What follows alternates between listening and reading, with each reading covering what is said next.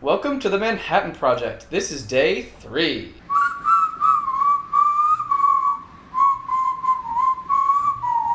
Yesterday, if you're watching this video now, or the day before, whatever, we saw Wind River, the new Jeremy Renner, Elizabeth Olsen mystery thriller movie directed by Taylor Sheridan. Yeah. Here's some footage of us going to see it.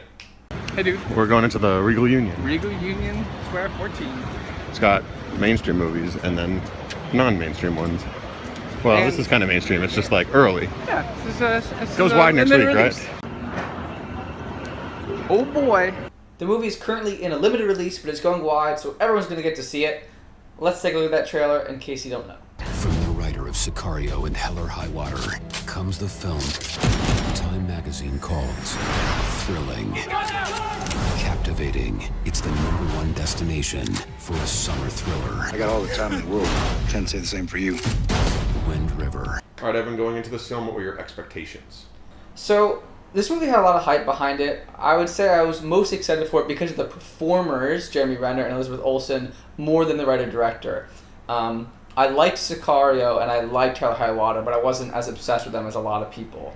So I know that some people really like those movies and were really into this as being this guy's first time behind camera and writing. But I was, like I said, more excited because of the genre in general and the performers.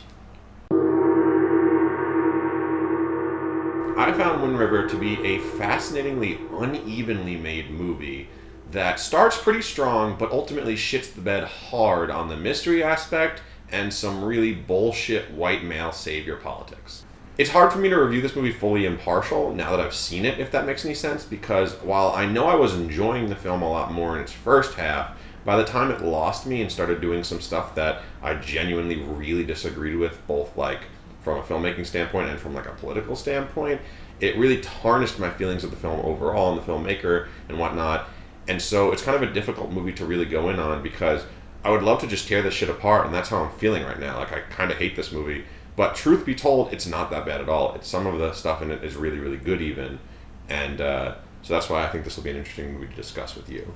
It's easy to give this movie the benefit of the doubt, or like John said, sort of fall down the slope. In many ways, because I think the biggest problems are at the end, and the way you're walking out of a movie has a big effect on your experience. So I would say I generally agree with John. I'm a big fan of the mystery genre, and one thing we can talk about real quick Let's say no spoilers until the second half, by the way. We'll warn you when the spoilers are coming up.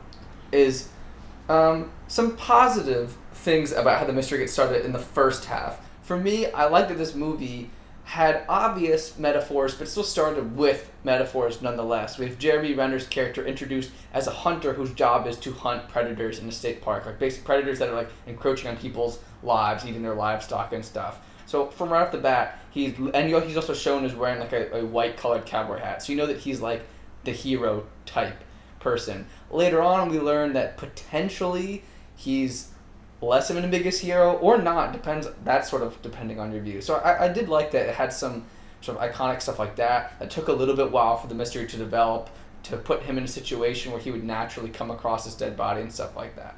I also liked a lot how in the beginning the characters meet each other. Like, the pacing in the beginning is very good. The way they come together, it feels very organic and interesting and compelling. When the dead body comes out and stuff like that, it all feels pretty organic. I think that when they introduce Elizabeth Olsen, I'm still with the movie because I'm always a big fan of seeing her in anything because she's a great performer. And it sets up the movie very early on that she's clearly going to be like a Jodie Foster from Silence of the Lambs type character, where she's like a somewhat naive female FBI agent who is probably in over her head. At least the guys all around her think she's in over her head, and she, is overcompensating with her aggression and snippiness to sort of make up for the fact that she has to work twice as hard to get half the amount of respect as men do in this man's world. And I'm always into that, even though it, sort of a little bit overplayed with this specific role. It feels very inspired by stuff like Silence of the Lambs. I'm totally into it. I have no problem with that, so I was enjoying that. So how did you feel about the specific sort of tenor of Elizabeth Olsen character's unlikability? I think that's one interesting choice the movie makes, is that it takes a while before it kind of gives her actions that make her a little bit more endearing.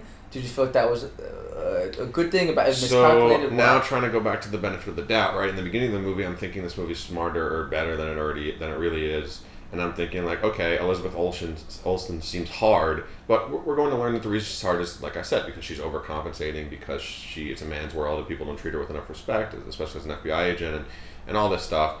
And unfortunately, I think the movie, you're right, it takes you a while to get endeared to her, and when it does endear you to her, I don't know, it doesn't characterize her that well. She's not that well developed. Her relationship with Jeremy Renner and as an FBI agent and stuff like that, it's all just kind of shitty. The second half of this movie mucks it all up, especially what winds up happening with her character and like the action she goes through, which I don't want to spoil in this half of the review. But that's that shit that frustrates me, right? It's like, if I'm actually looking back at this movie as a whole, I gotta say that it's a bad character, truth be told. Like, you know, she, even if she was just a straight copy of Jodie Foster in Silence of the Lambs, at least that would be a clear arc. Mm-hmm. But as is, it's not. In fact, they kind of use her as this weird like parallelism for Jeremy Renner more so than her as her character in and of herself, because there's specific imagery really early on where they compare her to Jeremy Renner's late daughter. Yeah. She's wearing the same snow gear as Jeremy Renner's late. Actually, that's not true. She's wearing the snow gear. Jeremy Renner's friend. Jeremy Renner's friend. But it's reminding. It doesn't matter because they all have dead daughters. 2 people have dead daughters in this movie. It's all about the parallelism between that. It's very subtle. As the movie continues, that's the purpose she really serves. Only is to me. I think she's not really that much of a character. I think she's, when you want Jeremy Renner to be endeared to her, you get moments of her being fascinating or nice or whatever, or brave. But ultimately, it's Jeremy Renner's story, and that would be okay if the movie wasn't so kind of like shitty about Jeremy Renner being like this white guy that saves the Indians and the women. I think, discounting some of the mishandled mystery stuff, I do think the moment this movie started to lose me was when I realized, and I wrote down in my notes, that Jeremy Renner is kind of a flawless character. They're setting you up that he has a larger hole in his life from his grief, but it turns out actually his purpose is to just impart wisdom on other people about how to deal with grief. This movie is really interesting in that it's less of an active mystery and more about just like, how do we live in a world where bad things happen and there's pain. It's existential in that way. But yeah, it's a little bit of a problem that our main character has already sort of overcome that problem and mainly exists to sort of help others. But then Elizabeth Olsen doesn't necessarily need help with that because she doesn't actually have the Jodie Foster backstory. So yeah, not to mention, you bring up a great point that there's a moment early in this movie where, again, you think that he's going to be a flawed character, right? You assume that he's still grieving and whatnot, right. and that's encroaching on the rest of his life or whatever, and that's going to mess with him in working with Elizabeth Olsen now in solving this murder because he's too close to it, he's too emotional. Totally wrong. That does not happen. But you think it's going to happen because, like, pretty early on, there's this scene where he's talking to his ex-wife and he's picking up his son, and his ex-wife just keeps saying, I got to reiterate, you got to be careful. You got to be careful with our kid. You can't leave him out. You can't whatever. Which is, supposed to show that obviously she's paranoid because she's already lost a child, right? But it also makes it seem like, she's the responsible one. We learn that she's getting a job and moving to Texas and all this stuff potentially. And he's going to have to pay more child support, which is a weird detail that's added. Where, again, I'm thinking that it's showing that Jeremy Renner is a slacker, right? He doesn't protect the kids well enough. He doesn't make enough money. He just keeps poo-pooing everything. He's all casual about it. And this woman is bringing up these genuine concerns that he's going to have to reconcile with as the movie goes on. Totally wrong. Because as you can see from the rest of the movie, Jeremy Renner is fucking perfect. So when she says, oh, you got to be careful with our kid. You got to be careful with our kid. And when he says, you're going to have to pay more alimony. I'm going to take the kids to Texas. You're not going to see him anymore, whatever. She's kind of just being a naggy bitch, right? Because that's all women really serve to do in this movie. And I might be getting a little over the top in saying that, but I don't know, it really kind of offended me the way this movie treats people of color and women, despite so clearly thinking it's noble in discussing the problem with disappearance of indigenous women and how people don't care about Native American stuff. Like, the movie literally ends with a statistic or a quote about a lack of statistics about how Native Americans, when they go missing, are often not found, and how there's no running count, despite the fact that every other ethnicity in America, we have a count of who's gone missing from them, whatever. I just went on with a lot, but Jeremy Renner not being a flawed character retroactively makes these moments that I thought were going to be about Jeremy Renner's flaws. What the fuck is wrong? Like, what were these characters doing criticizing Jeremy Renner? Because they were clearly wrong. He's great. He's perfect. Maybe we're just not giving Taylor Sheridan the benefit of the doubt. Maybe he actually wants Jeremy Renner to be a flawed character that when you come out of the movie you're supposed to, I don't know how I think about that. I'm going to think this and that. Well, but I don't think so. Here's an interesting thing. Some of my favorite stuff in the movie has a really great sort of like late reinciting incident where Jeremy Renner talks to the father of the dead girl, and they basically have this like pact that Jeremy Renner is just gonna kill the murderer. Yeah. And I thought that was great. Like, I liked the way that was handled. I liked that it kind of added some juice to it. Not that it was unexpected, but just it was a well handled. It very much was expected, but it was handled in a way that I really enjoyed. But then, and now we're going into slight spoiler territory. As you can guess, Jeremy Renner has a bit of a showdown with the murderer when it's discovered who that person is. And that was a scene where I was unsure of how we're supposed to view Jeremy Renner. It felt like the movie was supposed to say he's a badass, and I was like, I don't know if I like this. But maybe we're wrong. Maybe we are. Maybe this movie is more ambiguous about its violence. You are supposed to be feeling uncomfortable. Theater certainly cheered. Yeah, let's jump into spoilers right now. So if you haven't seen Wind River and you don't want to be spoiled, you can click off the video. I will just say before you go, don't see it. I don't recommend seeing it overall, whether you're a huge moviegoer that sees all the independents or you're a more casual film goer. No matter who you are, this movie probably doesn't deserve your time, money, or attention. Anyway, let's get into the spoilers. Yeah, dude, that's the other thing, right? Is that you think that by killing this guy and hunting down the murderer, that's going to be the way he finally finds solace. He finds closure regarding his daughter. But that's not really what happens. It's more like if you are to believe that this journey has caused him to have closure, it's less about him killing the guy or letting the guy kill himself by running through the snow or whatever. And it's more about Elizabeth Olsen and him saving Elizabeth Olsen is what he's able to do because he has a chance to save another woman. Right. But like, fuck you, bro. That's a shitty end for a movie. Like, why is Elizabeth Olsen, this female character, the only FBI agent there? She has the most authority. She should be the best one. And the way she gets shot is just so naive, you know what I mean? Like, it's a thing where in your seat you're like, she shouldn't do that, she shouldn't walk up to that door, you could clearly tell what's about to happen. Right, which brings us to a big problem with the mystery, which is at the time when they arrive at it's like a mining camp or gas camp, whatever, and they're talking to security guards and they have the kerfuffle, everyone pulls out their guns. That just confirms for you that those guys are the bad guys. Of course. Like, they try to make it seem as if it's the police officer who's like coked up and paranoid who caused the showdown, but those men would never draw their guns unless they had something to hide. They would just be like, why are you pointing a gun at me? Jesus Christ, put it down.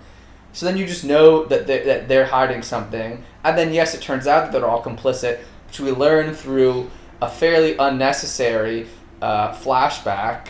This movie pretends it's a mystery for an hour and a half. It gives you like clues and suspects, and then introduces a bunch of characters you either barely knew or in some of which you've literally never seen before, flashing back to the scene of the rape and murder, and you just see it all, and that's it. Mystery's done. No solving things. No way you could have guessed as an audience member. No way the characters could have found it out organically through detective work. It's not really a mystery. It's just a fuck you to the audience to get the movie rolling so that you can have that action-filled climax. I don't necessarily care if the mystery ended up being unsatisfying in like a mundane real-life way, which it would be, in fact, for Elizabeth Olsen, who didn't get to see that flashback. It's just more like, I don't necessarily know why I needed to see that flashback. I didn't like hate the flashback while watching it, but I don't really get it. Like, what exactly that adds to the movie to watch a fairly cliche scenario of the men... Of violence against women. Again, right. Just like, it feels like an accurate depiction. And then we just get told about how strong this woman is, right? The movie gets all noble. Like, she ran 6 miles and survived, but I don't know. You can have Jeremy Renner, the white man, tell me that, but all you really showed me was this woman get fucking raped and killed, like, or not killed, but whatever, let loose to run away and die. It's just, there's such a dramatic tension between what the movie actually does and feels like taking the time to show you and say and write about, and what it thinks its message is by, again, at the end, being like, indigenous women have huge, like, we should feel bad for them. Like, yeah. So yeah, we'll cut the bullshit now. I don't have anything else good to say about this movie. I'm just going to run through some more bad things. The dialogue is super hit or miss. Some of the lines in here are cringeworthy when they're trying to be like stylistic. It's kind of like how Hell or High Water always teetered on the edge of being like really bad but also great, and it just really worked. Like, all the jargon and shit just happened to work. This movie does not work all the time, and so when the sheriff says stupid shit, it's just stupid sometimes, not actually clever. But great sets, pretty good performances, a really good cast. Yeah, I mean... Not a completely unredeemable movie. Almost a good movie, honestly. Yeah, if there are good things atmosphere. changed about it, yeah. It would be a really good movie if it was a different movie. Which is why it's so sad. So my sort of understanding walking out of the movie is, okay, so we have this screenwriter his power has increased with each movie and each success, and people are really buying into his style, this sort of Cormac McCarthy of the screen. And yeah, he kind of stumbled out the gate directing because he presumably didn't have necessarily the same amount of oversight that someone else would have had in their first time as a writer-director completely. So maybe someone else could help out the next time, or maybe never. Maybe we'll just have full reign, which will produce perhaps a masterpiece or a really shitty movie. We'll see. I mean, I'll also say that the climax, or the post-climax for Jeremy Renner has a moment of badassery where he, totally lectures the rapist and then has the rapist run and freeze to death the same way that the woman did, is just complete cruelty. It's delivered in a way where it's supposed to be fun and cool, and he's teaching this guy a lesson, and like it's finally the revenge you get to see that you've been waiting for the whole movie. To me, it's sickening. Like, it is everything I hate about going to see movies like this, and maybe I'm a fucking snowflake for that. But watching someone, even if the movie's telling me he's a rapist, watching someone get fucking brutally, torturously killed by Jeremy Renner, or like forced to have himself killed in order to like make a point, that like eye for an eye justice shit is way too conservative for me, way too fucking jamming your bullshit politics down my throat. And so that was like the final nail in the coffin for me, giving this movie like a fuck you, don't see it. What would you give the movie, Evan? I would give this movie a broken pencil out of a pencil case. You get that one pencil where it just, you think it's going to be great because you've sharpened it really nice, and then... Sharpen it too much and it breaks. And it's just such a nice point in your writing that snaps, and you're like, shit, that's this movie. Still a nice pencil. Hopefully the next time around it gets sharpened, you do a better job with it. Taylor Sheridan does a better job. But in this case, it was going well until it snapped. So you're saying like 1.5 stars out of 4? Yeah. That's what I figured. Anyway, guys, thanks so much for watching. We review movies every single day as a challenge. So we'll be back tomorrow, and the next day, and the next day, and the next day, and the next